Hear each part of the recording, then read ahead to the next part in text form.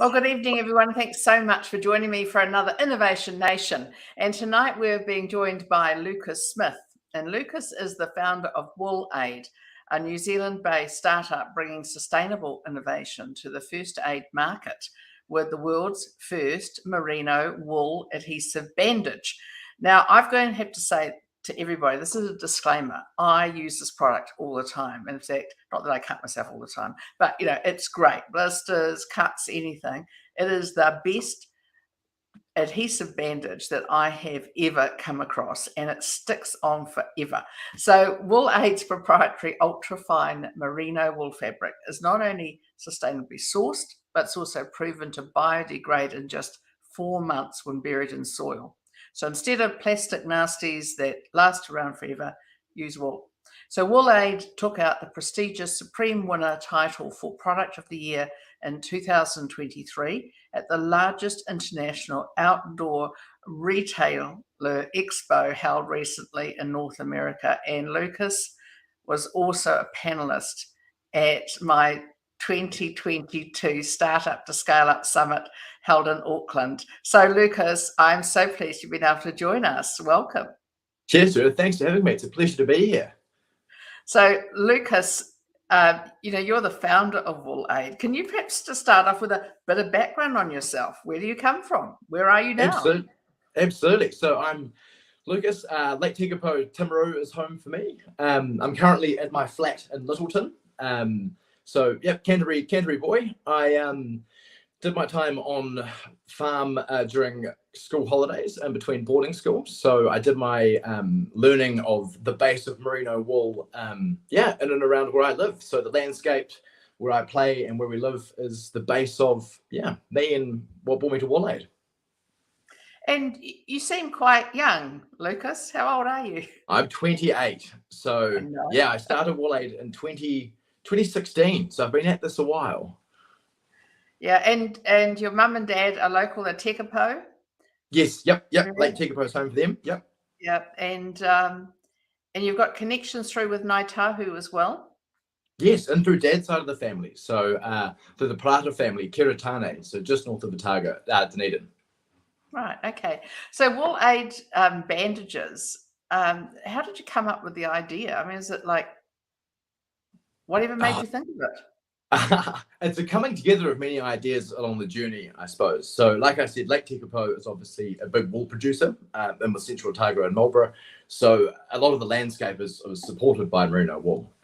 So I used to be a mountain guide, and in those conditions, it's obviously pretty harsh. And you could choose between cotton, synthetic, wool clothing. And if you got lost out in the mountains, you'd have a pretty good chance of surviving if you were wearing wool. But if you're wearing synthetics or plastics, you probably wouldn't make the night. So guiding in these kind of conditions, you go, well, I can choose what kind of clothes I wear to protect myself. But when it comes to bandages, the option at the time was all plastic. It didn't matter if it was extruded or woven or sheet. It was all plastic. And plastic's inert. It doesn't have any feelings. It can't respond to things. Whereas wool, I mean, it keeps sheep cool, it keeps them warm, it's a responsive material. So that was kind of the idea of, well, man, why aren't we using wool for wound care? I mean, we can use it for garments, but it's an extra little, few centimeters. What's the go? So that was 2016.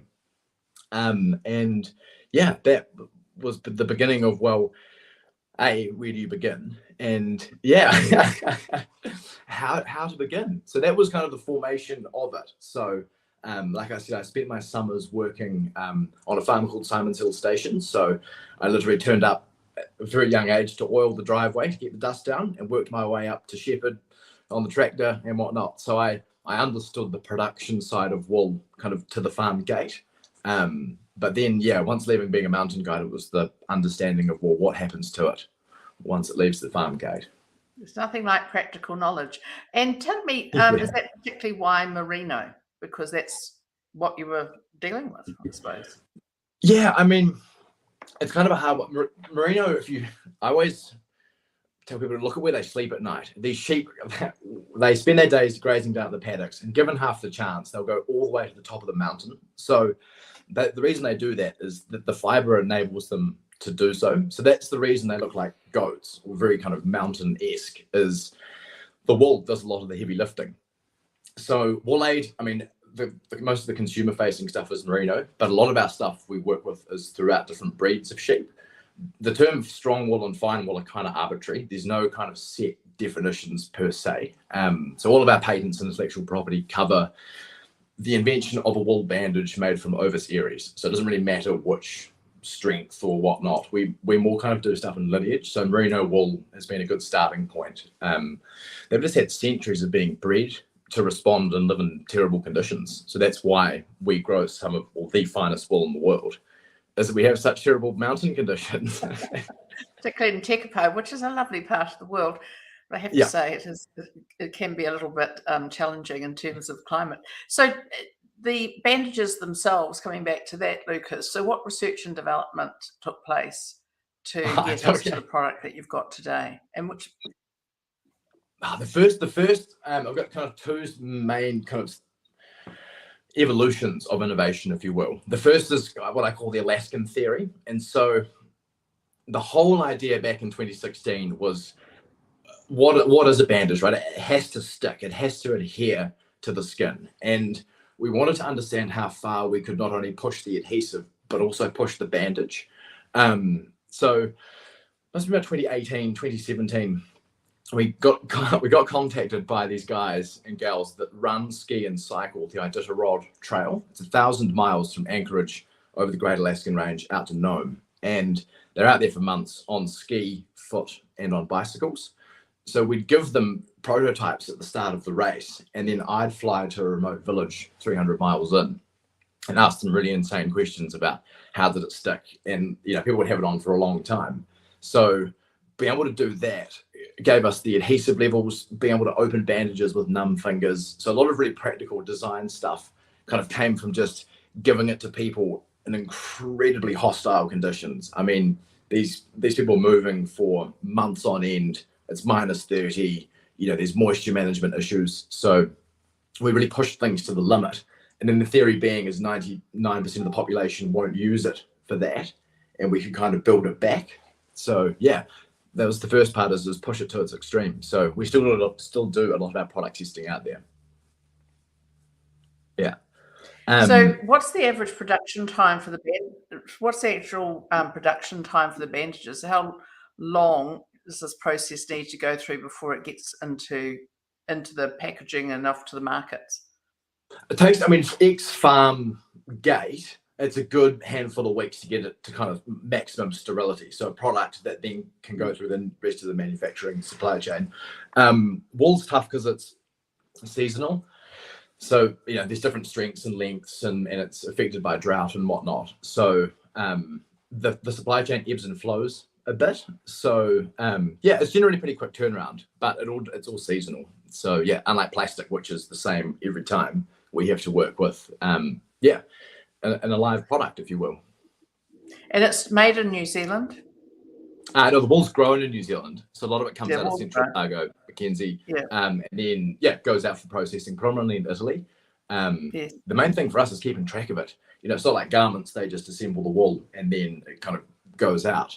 Whereas because we're a medical grade product, we have to really understand our supply chains to just incredible depths. And unfortunately, New Zealand lost a lot of supply chain wool innovation back in the day. We grow wool, but we don't do much if it kind of X works. So yeah, which is something Judith and I are working on. We certainly are. So what sets WoolAid bandages apart from standard bandages that people see on shelves, apart from the fact that one's wool and the other's plastic? Yeah, that's the first part. You've nailed it, is the production system. Obviously, plastic is pumped out of an oil well, it's used once, and then it just gets smaller. Microplastics, nanoplastics. Ends up in us. Whereas we all know how wool is produced, sheep eat grass, etc. From a performance point of view, the main thing is breathability. So the whole thing with wounds is getting that airflow going, getting it nice and clean. So wool, I mean merino in particular, but all kinds of wool serve the same purpose. And it's the thermoregulation as well. So not just keeping the moisture the same, it's also the temperature the same. And yeah, then the adhesive has gaps in it, again, to increase that breathability. And have you got some you can show us? Yes, well, it's funny being the founder. You always have them, and then you don't have them all of a sudden because you Yeah, end no, up giving them everyone to people. says, yes, But I'll take them. So here's a pink one. I know you've got the black ones and you've got the pink ones. I should have some latest ones on me. But you'll The see grey all one. that packaging is flat. Yeah. So there's no boxes because otherwise you're shipping air all over the world. And if you're in a bag or in a backpack, you don't want excess waste. It's been designed for people that are on the move. So yeah. Great. So it's all sort of cardboard and everything's recyclable or whatever. Yep, absolutely. I mean, there's nothing worse than having to carry out plastic bandages. I mean, you see them littered all over the trails. It's not where you want to be. No, you certainly don't. And so are there any specific types of injuries for WoolAid bandages that these are best suited to? So I've already mentioned blisters. And yeah, tops of your feet. So feet are the hardest part. So again, that comes down to the company's theory of really pushing stuff. So we start with feet, which are obviously the hardest part of the body to stay on and do a good job. They're sweaty, they move a lot, etc. So they're amazing for blisters. Our big bandages are incredible for blisters. And then fingers, all kinds of wounds. So yeah. Well, they're our preferred one at home. And tell people where they can find these, where they can buy them, because so New Zealand, Faro, Torpedo 7, and then for stores near you, just head to our website, just go to woolaid.com or just head to WoolAid on Instagram and it'll show you little local retailers that are stocking it. So yeah, and in America is our next big market. So REI and Erewhon markets over there. So people can buy from the website as well as from retailers? Yeah, not direct from woolaid.com. It'll put you in touch with retailers that sell online. Yeah. Yeah, okay. WoolAid.com and they will tell you where to go for the retailers. So that's great. And are the bandages available outside of New Zealand? You're selling them now in the States, is that right? The United States? Yes. Yep.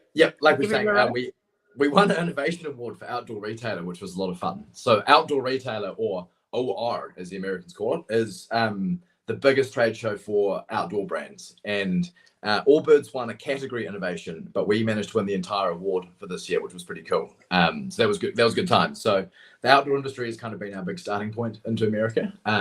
So yeah, I had a really cool experience in Salt Lake City recently, being able to walk into an REI and actually buy bandages from the shelf. So to come from something in here to something you can buy on a shelf in America, I mean, yeah, I thought it'd happen a lot quicker than it did, but it's amazing to be able to have that. Only 330 million people. Oh, it's just growing. It's a pretty great market. And of course, there's nothing to stop you taking this elsewhere as well. No. Do you have plans to take it elsewhere? Oh, absolutely. Again, we just narrow and deep, prove the model, prove it all out. Again, we're a medical company, so it's low and slow, nice and safe. Just make sure everything goes out on time. And yeah, taking it global. Interesting you saying that too, is that you're a medical company. You're providing a medical grade product. Yep. And we've got so much going on in New Zealand around medtech and the great innovations. And here's another example of it. So New Zealand has always been a global leader in wool. And where would you say we stand today? What could we do better? Very much at the top. I mean, wool's kind of like wine. It requires such an art in a country to process it in terms of people, landscape, passion. It's not just like pumping out petroleum products that are the same things every day. Like I was saying, wool's seasonal, it's emotional, and it's old. I mean, you've got to remember these supply chains have been around for centuries. So there's characters that go with that. There's, good, there's bad. But no, I mean, we know the art of wool, and yeah, I think we're in an incredible place to be. I mean, certainly in the medical wool industry, there's not many people in it at the moment. It just seems to be us. So yeah, it's very exciting. Much for joining us tonight. I see we've had a few little issues tonight with the bandwidth thing or whatever's going on with the fibre. So good thing I've got a meeting with Chorus on Friday. Okay. Thanks for joining us, Lucas, and all the very best, because this is great to see someone like yourself with a passion and a drive to do something a bit different and to actually take New Zealand back to the world. Absolutely. Cheers, Rita. Thank you for your support. Appreciate it.